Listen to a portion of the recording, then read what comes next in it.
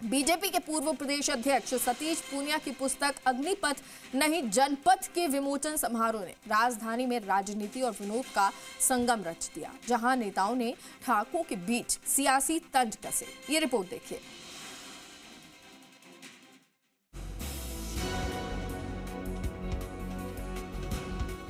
जयपुर में राजनीति और साहित्य का अनोखा संगम देखने को मिला। मौका था बीजेपी के पूर्व प्रदेश अध्यक्ष डॉक्टर सतीश पूनिया की पुस्तक अग्निपथ नहीं जनपथ के विमोचन का।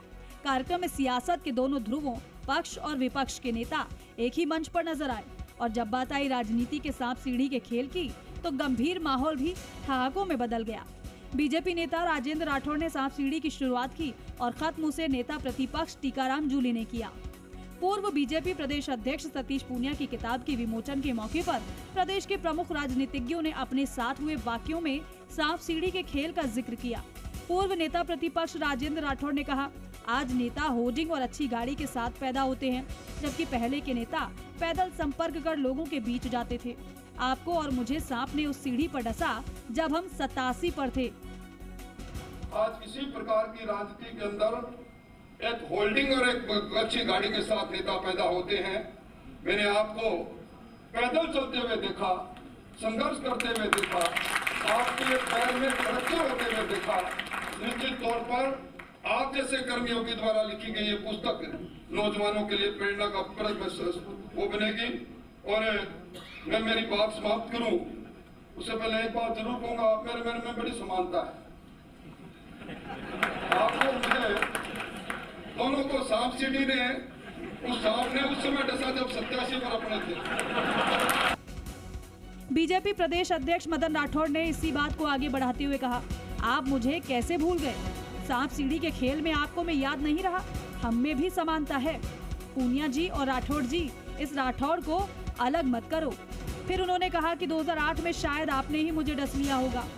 2013 में फिर से मुझे टिकट दे दिया और मैं उस इलाके से जीत कर भी आया, लेकिन 2018 में फिर मुझे सतीश पूनिया जी ने डस दिया होगा।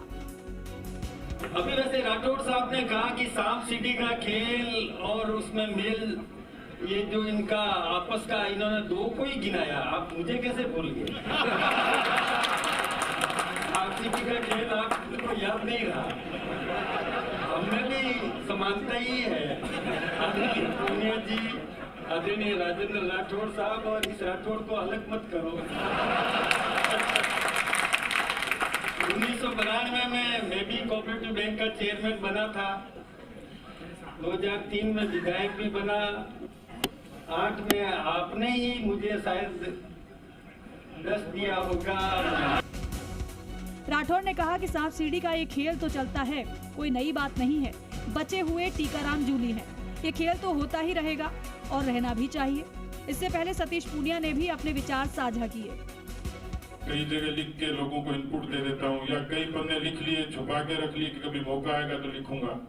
ऐसे में चर्चा कर रहा था तो दिल्ली में मेरे बड़े नेता बोले, मैंने कहा जी किताब की मैं कल्पना कर रहा हूँ। तो बोले अभी मत करना, रिटायरमेंट के बाद करना।